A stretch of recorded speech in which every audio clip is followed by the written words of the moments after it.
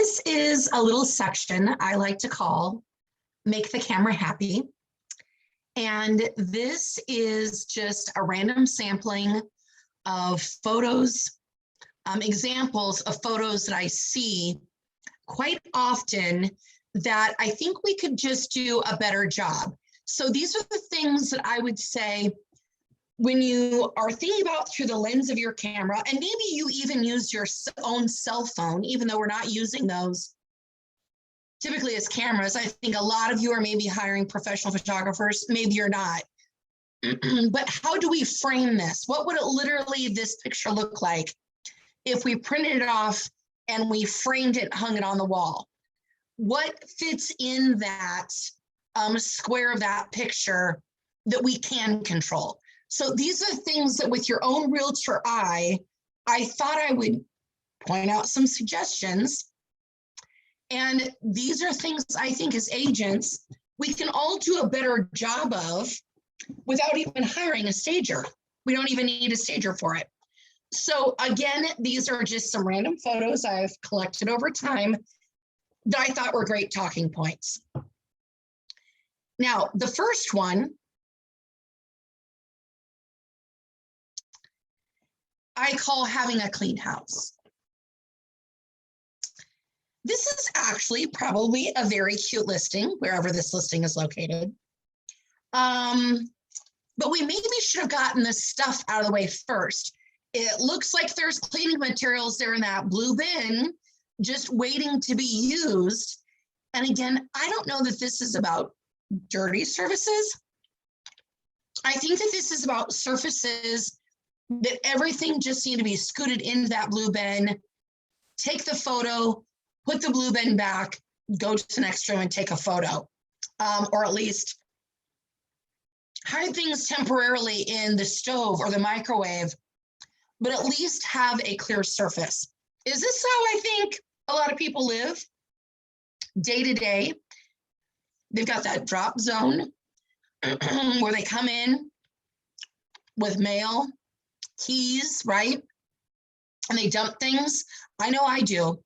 But how a home looks when it's on the market and when it's on the multiple listing service, which feeds to all these other avenues of sources that can see photos first, how your home looks when it's on the market versus how you live day to day are two separate things, right? Excuse me. Next, we have vertical photos.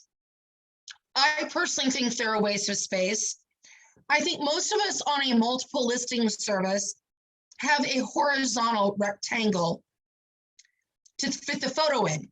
So if we put this vertical photo, it means we've got those white bands on the side with this photo in the middle, and it makes this photo look even smaller than the small photos it looks like we get to put on the MLS. So I'm going to say, look for nice rectangular, horizontal rectangular photos. They're going to fit online much nicer. And then when you've got all the photos the same size, the beauty is that when it comes to using a marketing program where you can do what I call the flop and drop, right? You can just flop and drop your photos into a template, whether it's on Canva, Sharper Agent, whatever tool you might use. You don't have to resize things and get them distorted. So just up front, I'm going to suggest have all your photos be the same. Don't have some be this vertical, some be another size. This is going to help you for your marketing as well, let alone it's going to look better on the MLS if there's a cadence that they all look the same. The other thing is watch what's actually in your photos. Really easy to click. I think if you super pay attention here, there's maybe a couple of things in this photo that your seller wouldn't love being online. So be sensitive to that. And things shouldn't look like they're going to fall off of a shelf and come down and bounce off of your head. Okay. Those are super few, just super simple tips, but it looks like they've got an empty wastebasket there. that could easily be filled with some of these extra items. Christmas trees, or let's just say holiday decor in general. Whatever holiday is that you're celebrating. This is great if it's actually the holidays. I think I found this photo in July, and that just makes your listing look outdated. So as you come upon these seasons, just understand that part of your marketing budget might need to include your photographer or you, whoever does the photography in your business, goes out and takes another photo. And this is Iowa, which means it sometimes snows the first weekend of May randomly. You've got these nice, gorgeous photos, which is a little light snow in the front, and then it's going to melt 3 days later, or maybe even by the next morning. Probably won't even take that long. Have that photographer pop back out. We do have some seasons. I love holiday listings. You should not be afraid to take listings over the holidays. I'm not saying that. I'm just saying if you do, come maybe January 1st, your budget or your time includes going out and reshooting this. Now, do I think holiday trees, Christmas trees, can be great in photos with all those nice little lights? Yes, I think it can look gorgeous. Yet at the same time, we've got seasonality with weather. Let's not make it worse by having the wrong decor for the wrong season in the photos. It's just going to make the listing look stale, even if it's not. Open up those blinds and curtains. Now, if there's something obnoxious outside, I get why people keep them shut. But as a general note, especially in living rooms, dining rooms, kitchens, common spaces especially, please suggest, I always say, lights on, lids up, blinds up. So for showings, I'm not going to say they've got to be on, but I think we all agree that showings are better with lights all on, the toilet lids down, and the blinds up. Natural light goes a really long way. Next up, we have clean surfaces. And this was just really an example of, we've all got those end tables again, and those spaces that we've got stuff on. I obviously have cough drop in right now. Those are all over my end table in my bedroom, unfortunately. And those things are great. Water bottle, I know a lot of people do these things to go to bed, right? But again, how your home looks when it's on the market versus how it looks day to day, two very different things. So maybe suggest, again, a little plastic bin. You can find anywhere. We've got a store called The Container Store now. Have at least all those things just be dumped into one container. That's going to make a big difference. Big difference with a listing is just having those things in one spot. This one's a tough one for me because I know this is probably a gorgeous house. You're going to have windows like that in a home. You know you're onto something, right? In terms of a gorgeous house. And then look what the view is. But you've really got to look to see the view. And here's why. Your eye naturally wants to look at the pattern that's on the floor because of the way the shadow comes in. I am not a professional photographer. I do not know how to talk you out of that situation, but a true photographer that does interior photos, not wedding photos or graduation photos, but a true photographer is going to know how to overcome those issues no matter what time of the day they actually take the photos. So if you don't understand photography, and I apologize, I don't know the answer for you. I just know for this listing, it is so distracting. We already probably have a vacant property because there's no furniture, there's no deck furniture, and now we've got these shadows. So consider that. Natural light is great. I just said that on the last slide, right? And now I'm contradicting myself. Natural light is gorgeous, but not if it's going to play against you, like in this example. This is what I call learn to make a bed. Again, not everyone makes their bed in the morning when they're living day to day. Some do as a habit. Some do part-time. Some have a day-to-day way they make their bed, right? It's not a full toss pillow.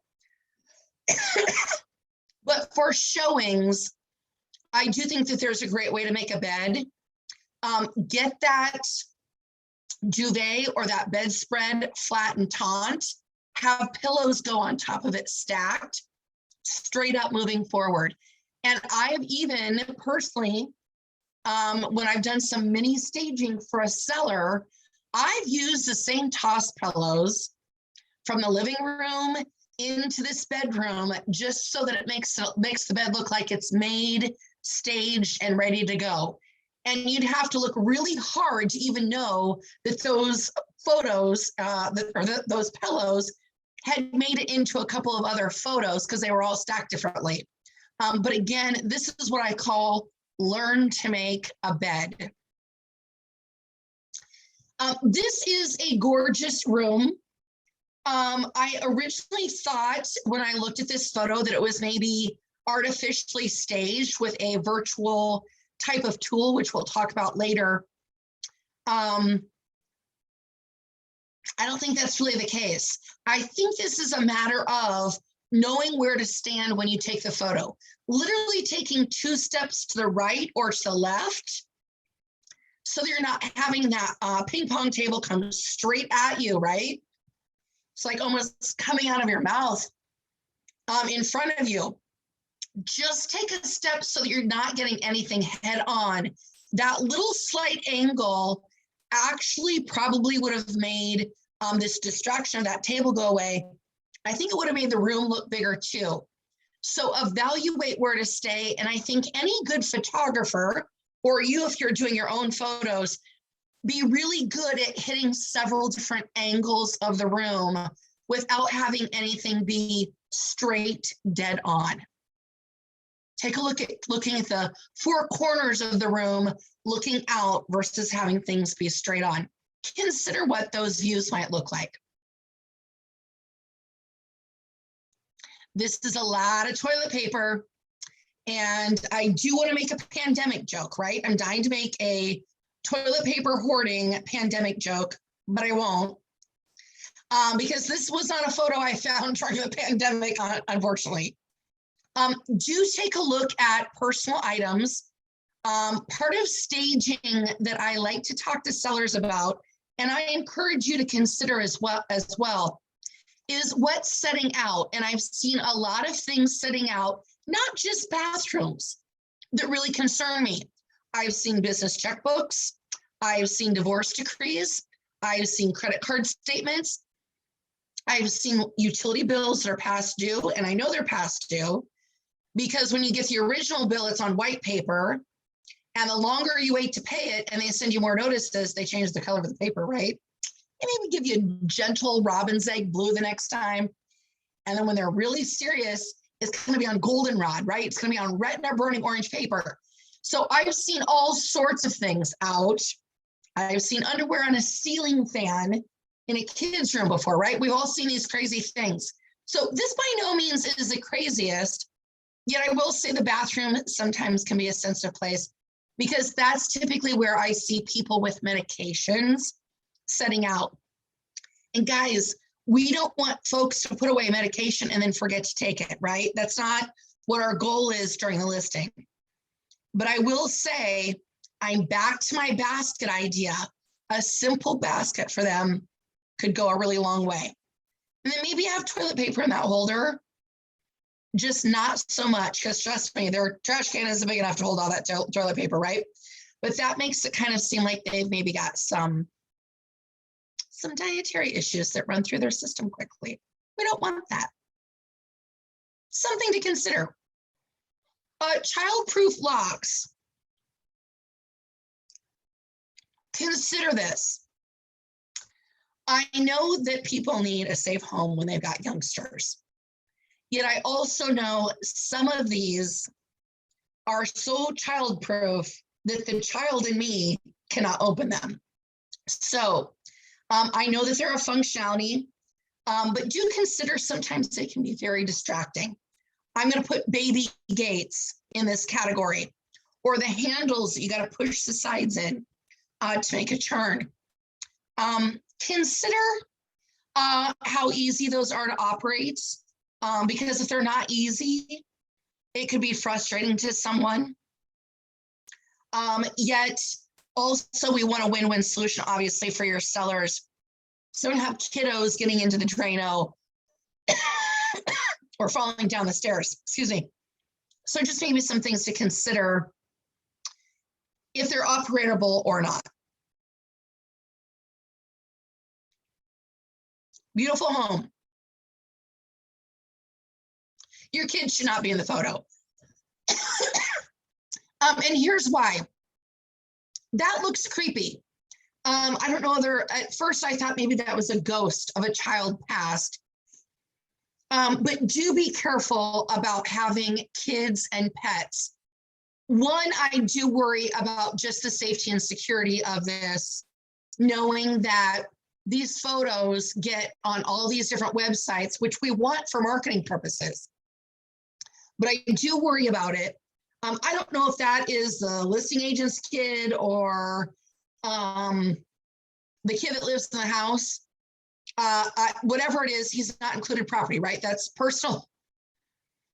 Chattel is children and cattle, right? That's the definition of personal property.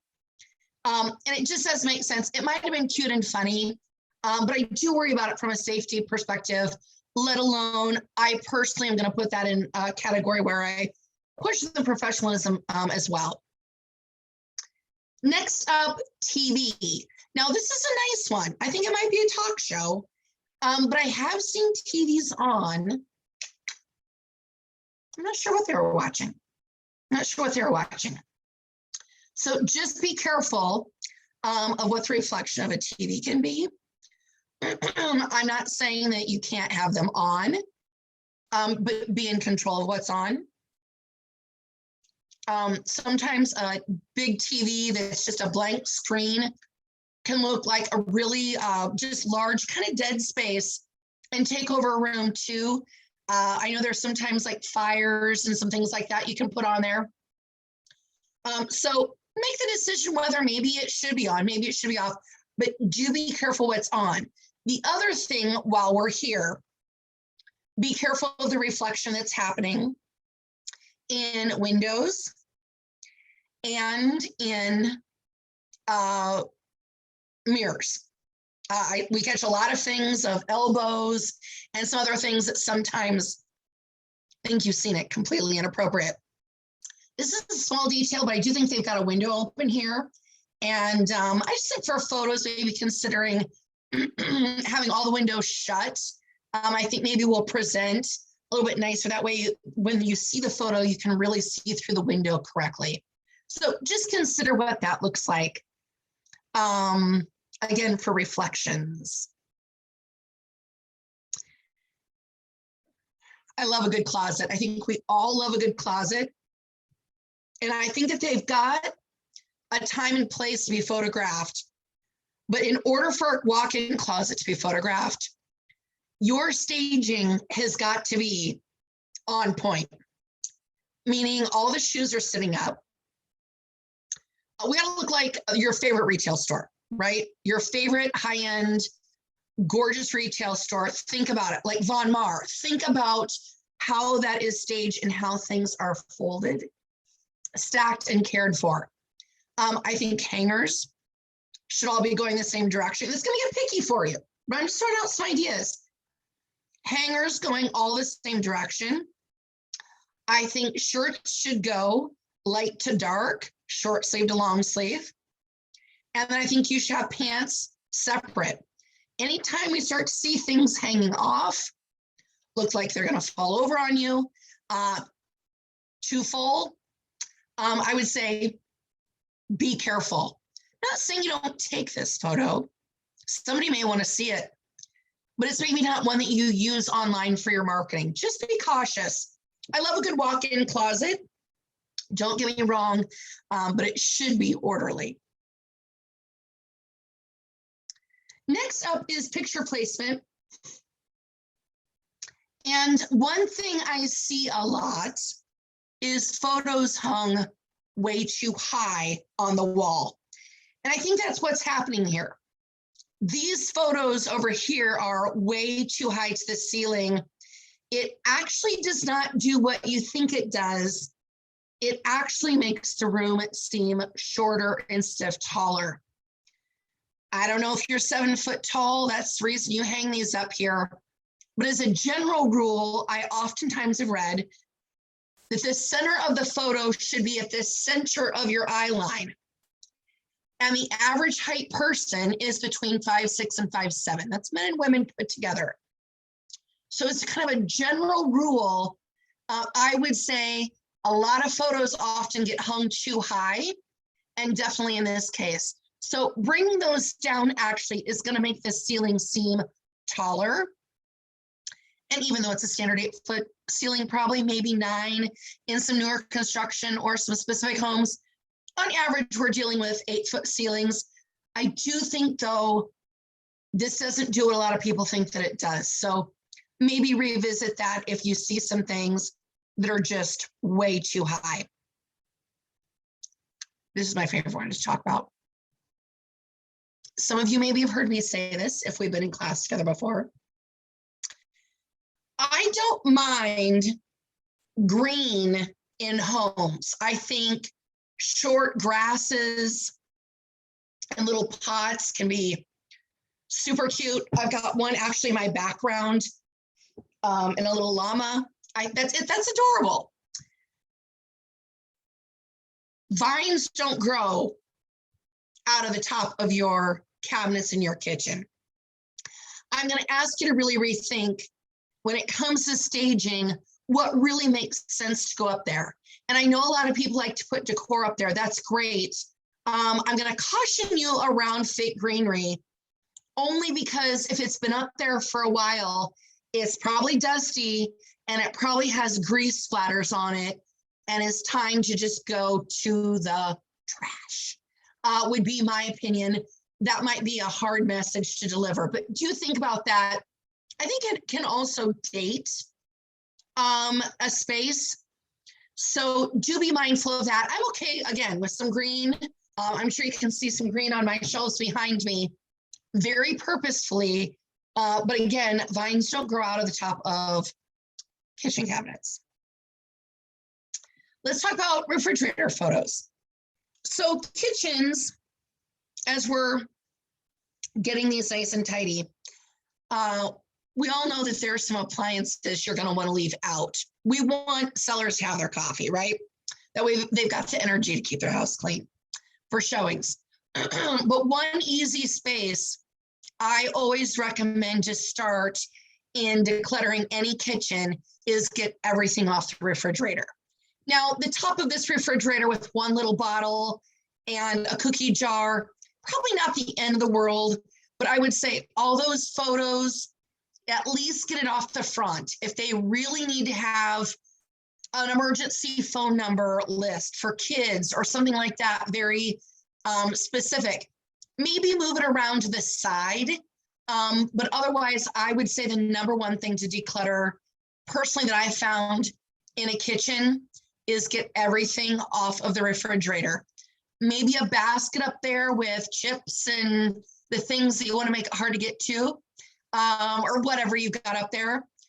Yeah, there's a few things that maybe make sense up there, but otherwise, I would say start with decluttering your refrigerator first. And by the way, that sometimes means inside and outside, especially if your refrigerator is staying. I can tell a lot by a seller just how they keep their refrigerator. And I think you know what I mean, right? If it's cluttered, the house is probably cluttered, right? I can probably tell you about how often you're hanging out in your house too, right? You tell a lot by someone's refrigerator. Anyway, here is the fan addict. I love you, Hawkeyes. I love you, Cyclones. I love you, UNI Panthers, and everyone else, right? This is a bit much. And I'm not saying, thankfully, we live in a state where all of our major colleges have yellow as a theme, right? Or gold as a theme. That does help.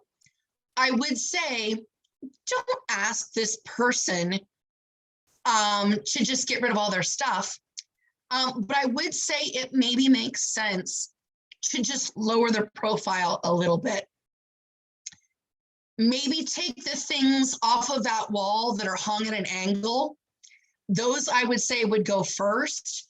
I had a stager tell me one time, anything smaller than a cantaloupe needs to go. That might be a rule here as well. It helps get rid of some of those tchotchkes. So I'm not going to tell this person by any means to get rid of all of it, but just maybe lower the amount that it's on there. And that maybe goes with any collection, right? Whether it's precious moments or tractors or whatever the collection might be. It's not maybe about getting rid of the whole thing. It's maybe just reducing the amount that's there.